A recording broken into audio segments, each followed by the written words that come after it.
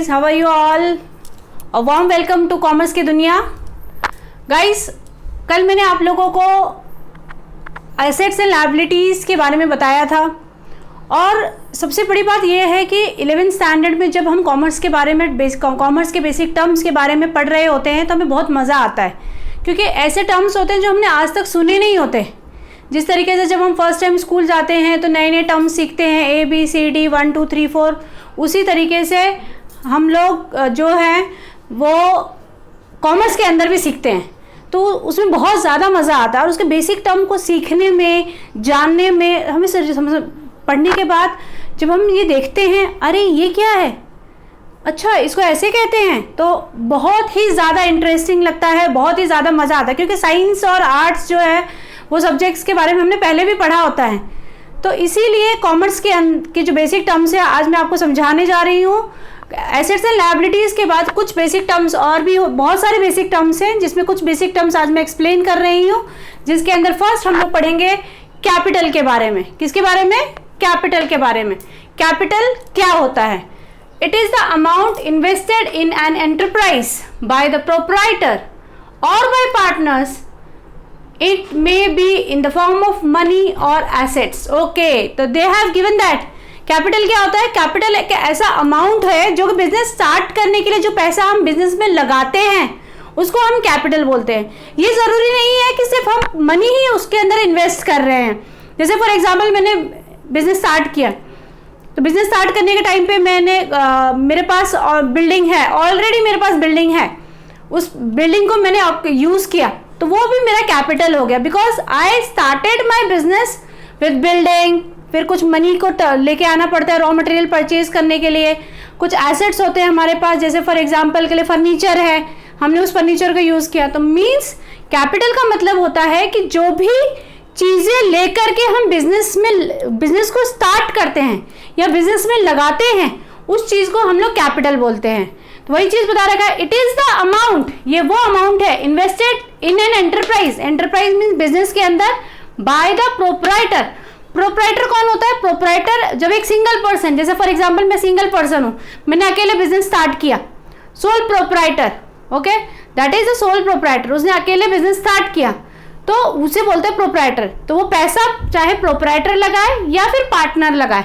Partners means जब 2 या 3 लोग मिलकर के बिजनेस को स्टार्ट करते हैं तो वो भी बिजनेस में कैपिटल लेकर के आते हैं, वो भी बिजनेस में मनी लेकर के आते हैं, वो भी बिजनेस के अंदर एसेट्स लेकर के आते हैं।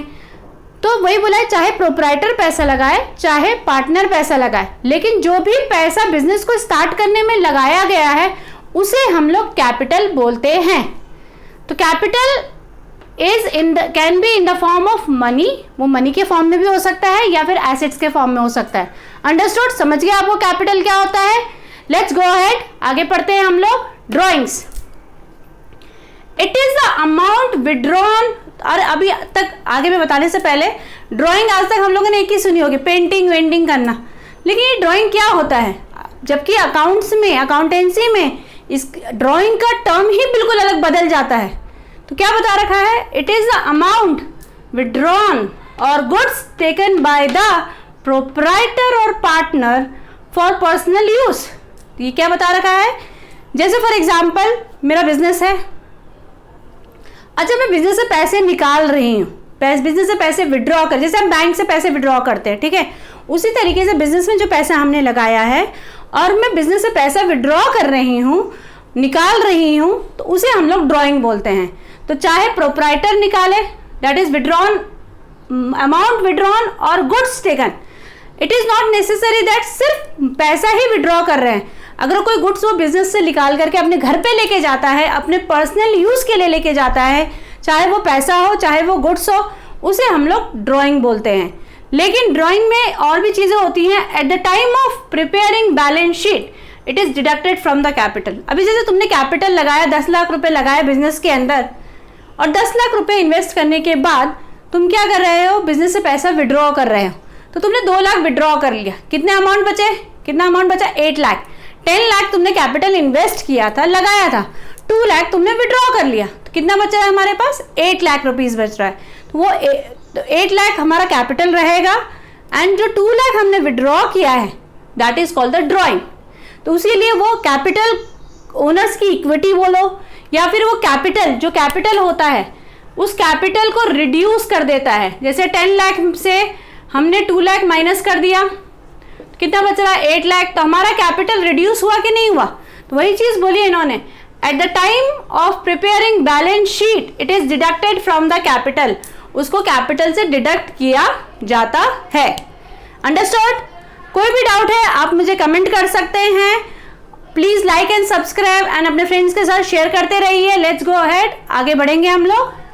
जो नेक्स्ट टर्म है हमारे पास वो है प्रॉफिट। प्रॉफिट सुना होगा आप लोगों ने, या बिजनेस करना है हमें, प्रॉफिट अर्न करना है, लेकिन एक्चुअल में प्रॉफिट क्या होता है। और यहाँ पे नेक्स्ट दिया गेन। तुम बोलोगे मैम प्रॉफिट और गेन तो सेम टर्म है, प्रॉफिट का मतलब भी फायदा होता है, गेन का मतलब भी फायदा होता है, लेकिन इन दोनों में क्या डिफरेंस है। तो वही चीज मैं आपको समझाने जा रही हूँ कि दोनों में क्या डिफरेंस है। Profit it is the income earned by business from its operating activities. जैसे फॉर एग्जाम्पल हम बिजनेस में रोज प्रोडक्शन कर रहे हैं, प्रोडक्शन करने के बाद उसको मार्केट में सेल कर रहे हैं, सेल करने के बाद ऑफकोर्स मैंने अगर 10 रुपये का चिप्स का पैकेट अगर मेरा 10 रुपये का बना है तो मैं उसको मार्केट में 15 रुपये का या 20 रुपये का बेचूंगी। तो जो एक्स्ट्रा अमाउंट मैंने उसको एक्स्ट्रा अमाउंट में सेल किया है वो हमारा हो जाएगा प्रॉफिट। तो प्रॉफिट के अंदर क्या होता है, डे टू डे एक्टिविटीज़ होती हैं, ऑपरेटिंग एक्टिविटीज़ होती हैं। It is recurring in nature, जो हम रोज कर रहे हैं, जो रेगुलर एक्टिविटीज़ कर रहे हैं उसको करने पे जो हमें प्रॉफिट, जो हमें एक्स्ट्रा अमाउंट अर्न होता है उसे हम लोग प्रॉफिट बोलते हैं। जिसमें हम लोग बोल सकते हैं जैसे profit earn from sale of goods. Of course business किया है, प्रोडक्शन कर रहे हैं, प्रोडक्शन करेंगे तो रोज सेल करेंगे, और रोज सेल करने के बाद जो भी हमें अर्न होता है एक्सेस अमाउंट, जो कॉस्ट लगा है उससे जो एक्सेस अमाउंट अर्न होता है उसे हम लोग प्रॉफिट बोलते हैं।